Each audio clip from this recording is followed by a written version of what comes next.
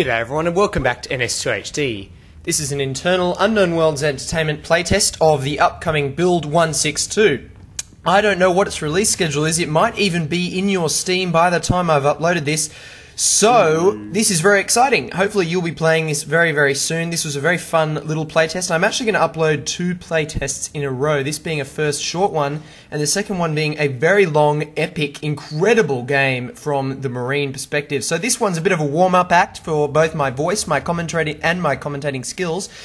And it's from the alien perspective, most of it spent as a skulk, having a lot of fun in Marine start. But that's enough of a giveaway for what's going to happen in this game. Of course, the big changes in Build 162 are to the physics system, and when you play Build 162, you will probably feel the changes a little bit. You can't quite put your finger on it, but the movement and collisions with objects and people and everything else are slightly different, not in a good or bad way. It's all under the hood, the changes. It just, there's something a little bit different, and you'll be able to tell that you are playing a new and improved build. Frame rates are improved. If you've been watching my videos earlier, you will have seen the video where I set my handycam on the Fraps FPS counter and watched as the frame rate flew into the 70s and 80s with my GTS 450. This game played on my 5870 to get you the smoothest FPS possible for your YouTube viewing pleasure. But the point is, FPS has increased. You won't get a stationary increase, I don't think. That is, if you just load up a game and there's no one in it and you're standing in a hallway, you won't notice a difference in FPS between the two builds. And in fact, I did a test where I flew around Tram with Fraps benchmark on and found there was no difference between 161 and 162 in that kind of frame rate. But where you do see frame rate increases is when there's lots of stuff happening. I think it's, I'm not very technical, but I think it's when there's lots of physical calculations happening. You'll notice there's a big frame rate boost, which is great for fast-paced combat, which is of course what so much of NS2 is all about.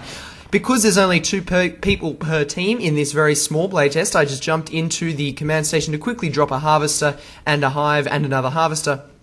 Only 2 people in the game doesn't mean it wasn't fun. Because Rockdown is such a small map, it makes it a real game of cat and mouse to try and find the enemy and win the crucial battles when you do find them. Marines have dropped a fast command station in West Wing because they're trying to get to level 2 tech back in their spawn, and I'm going to go into this vent and pop down into Marine spawn and try and do some damage. Note that I've pretty much got my parasite out almost all the time, and I'm basically just parasiting everything I find. Oh, I was caught napping there. I don't know what I was doing. I was just chilling by the harvester, and Supernorn found me and killed me. Supernorn with incredible aim, and it only took him about a second to kill me. Notice just how fast you can kill a skulk when you are a Marine with a level 1 rifle.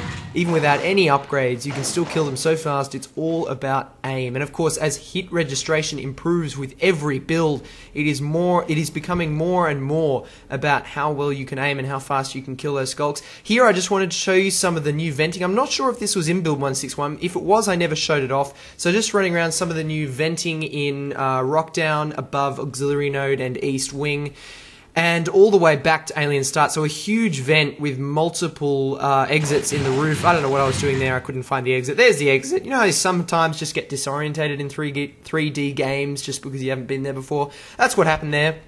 And so all those vents now have all the great texturing and 3D effects. Remember back in NS1, vents were just 2D spaces. Now vents in NS2 are full 3D spaces with piping and ventilation holes and all sorts of great stuff, and lights everywhere. It's awesome. So great to see that now in that Rockdown vent, because that was the one vent I found where those textures and props weren't in.